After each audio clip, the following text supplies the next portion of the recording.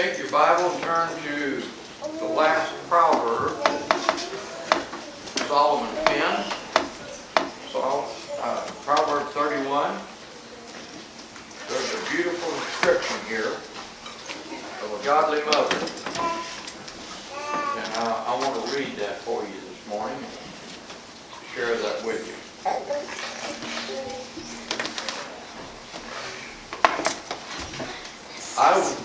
I have been extremely blessed in my life. I mean, blessed beyond measure in the fact that I had two very godly grandmothers.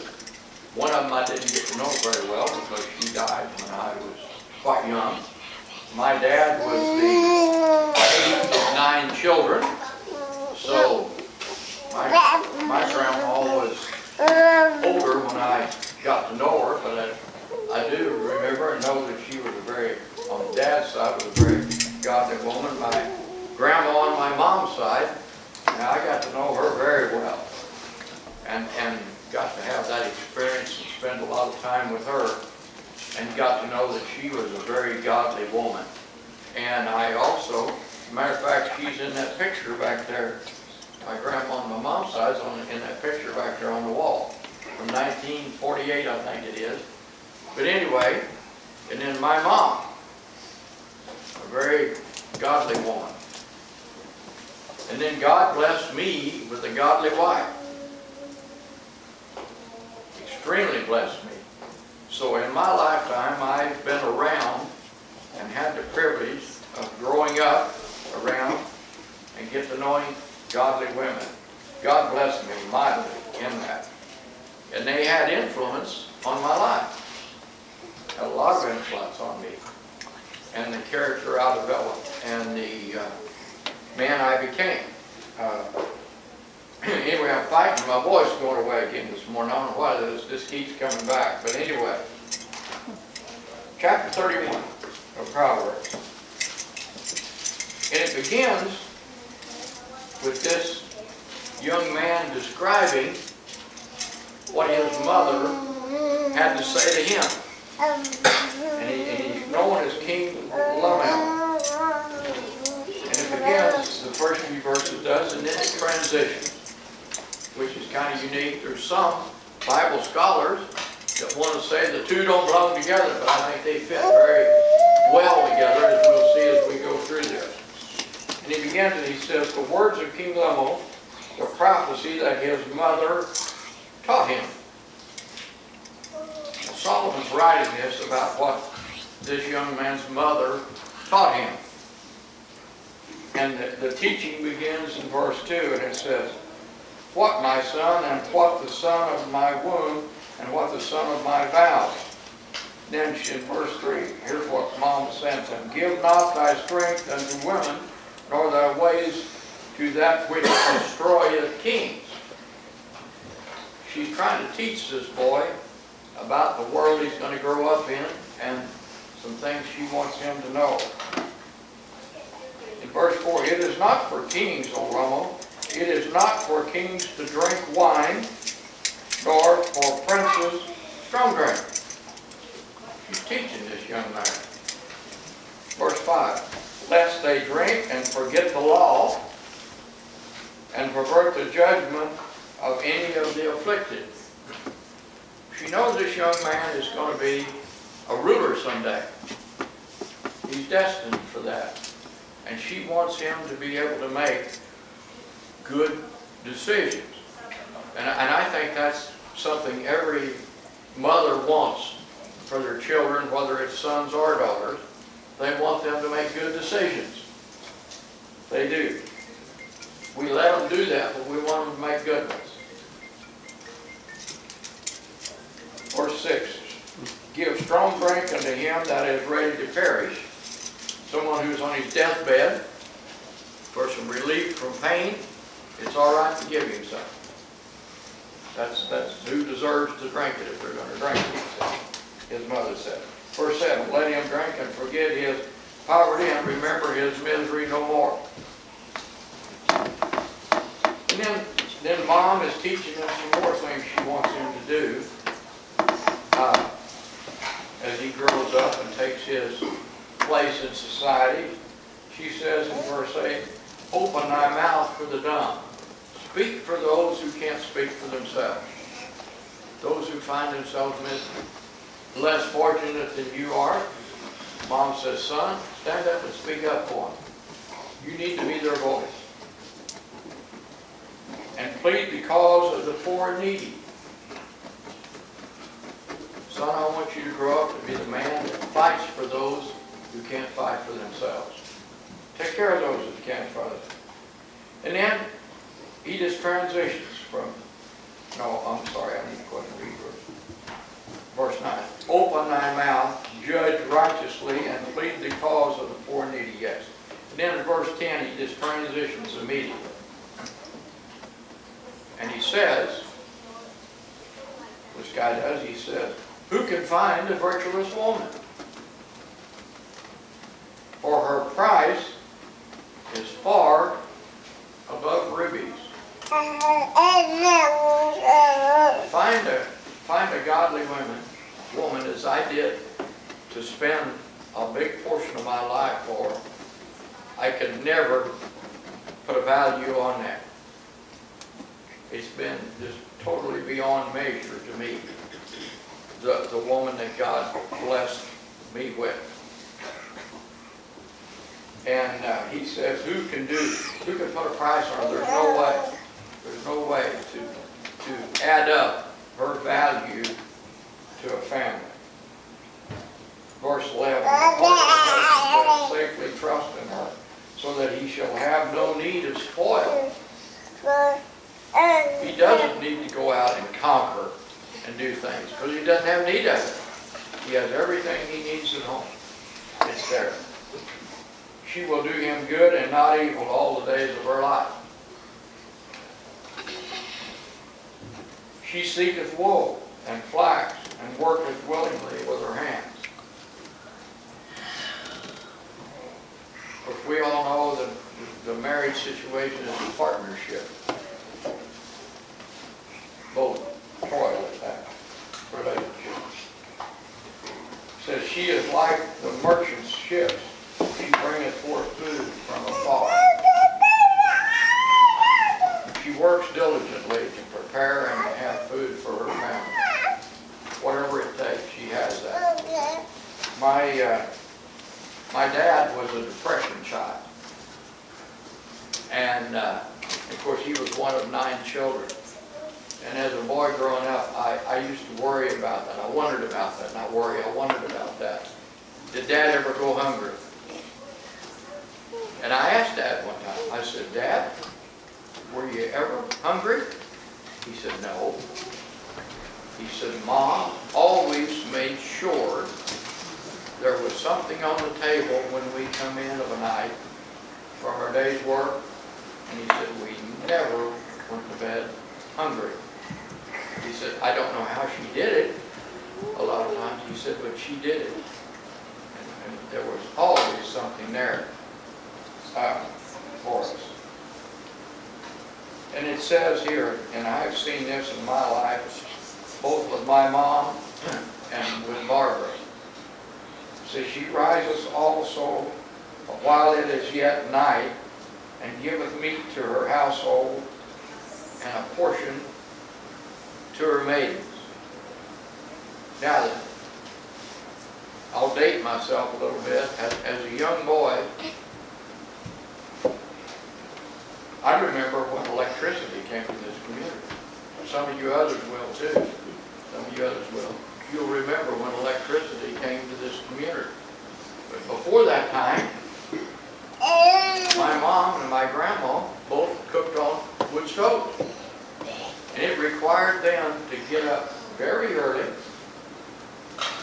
have that fire going, so that they could have breakfast ready for their family when their family got up. And I thought a lot about that, about the sacrifices they made and the lack of sleep they got and things they done just to make sure their family had food in the morning. And I would hear them stay all night with Grandma. I'd hear Grandma in the kitchen rattling out the wood stove, stoking it up and getting it going. so that she would have breakfast ready for her family. And I've heard my mom do the same thing time and time again. And then, of course, Barbara would be up oftentimes. I'd hear something. She'd already be up getting things ready for her family, getting me ready to go off to work, the girls ready to go off to school. She would be doing those things early in the morning. And he's talking about what a great mother does. And it says she rises also while it is yet night and giveth meat to her household and a portion to her maidens. Now this young man is going to be a prince. So his mom is talking about the type of wife he chooses, and says she not only takes care of her household, but she's going to have maidens living in her house to help her with the chores. She should take care of those also. And it says here, verse 16, she considereth the field and buyeth it with the fruit of her hands. She planteth a vineyard. Any extra money she has, she invests back in the family so that their lives are better.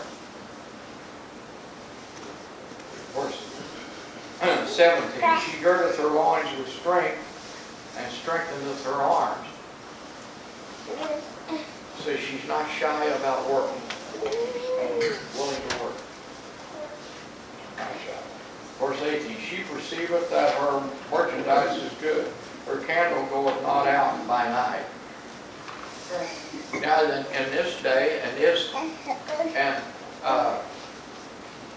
I know with Grandma and with my mom, I remember that well. They always had cream or eggs or stuff more than their family needed. And they would take that to town and sell it to buy other stuff that their family needed. That they would do that, and that's what he's talking about here. And then it says in verse 19, she layeth her hands to the spindle, and her hands hold the distaff. And for those who may not know what a distaff is, that stuff they would wrap strings of fabric on, and then as they got to the wheel and began to weave, they would feed it off that onto the wheel and weave it into fabric that they would make clothing and stuff with. Verse 20, she stretcheth out her hand to the poor. Yea, she reaches forth her hands to the needy. And I thought about here, my grandma Collier lived just down the road from where I grew up, and the railroad track went close by Grandpa and Grandma's house. And the railroad track was situated such as the train started climbing a hill just as it got to Grandpa and Grandma's house. And there was a hobo jungle there, not too far from Grandpa and Grandma's house. And I've been down at Grandma's, and it made it easy for those who rode the train back then to get off and get on, because the train would slow down to almost a crawl to go up this hill. And I don't know how many times I've been down at Grandma's house, and a hobo would show up and knock on the front door. Grandma, I don't know where it came from, but she always had something that she would wrap up and give to him and send him on his way so that he had food. And I'm reminded of that when I see this verse here. She reaches forth her hand to the needy. And then verse 41. She is not afraid of the snow for her household, for all her household are clothed with scarlet. What this means here, they didn't know, because she's prepared. She made sure. I don't know how it was in your home growing up, but I know in our home growing up, Barbara always made sure the girls had plenty of winter clothing. And they wouldn't be short on winter clothing. And that's what it's talking about. This mother here made sure. She didn't fear winter coming on, but she's prepared. Prepared for her family. Take it on. It says in verse 26, she maketh herself coverings of of tapestry. Her clothing is silk and purple. Then verse 23, we transition again. Here, we talk about her husband. It said her husband is known in the gates when he sitteth among the elders of the land.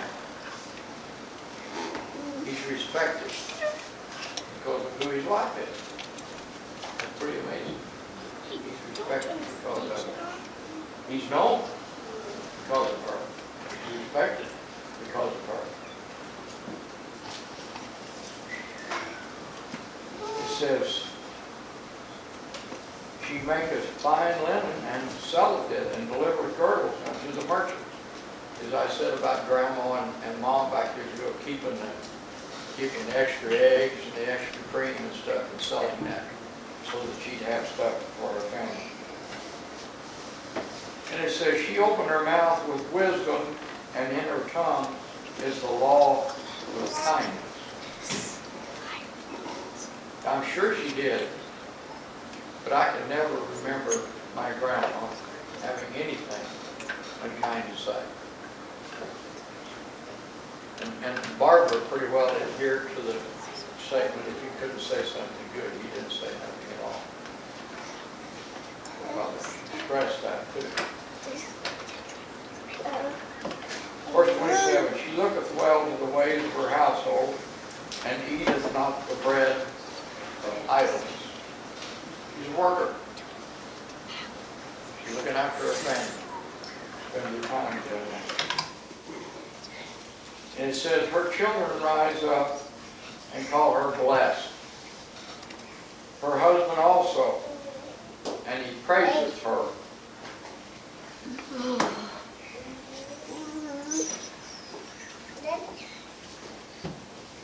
I was always proud. Always proud of who my wife was. I was proud. I was a proud guy. God blessed me beyond measure. And I knew that. It wasn't nothing I done. It was what God had done for me. Verse 29, many daughters have done virtuously, but thou excellest them all. And I'm sure every man feels like his wife is the best one on earth, and he should. And he should. Because that's the one God gave you. That's the one God gave you.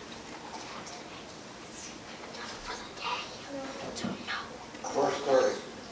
Favor is deceitful and beauty is vain, but a woman that feareth the Lord, she shall be praised.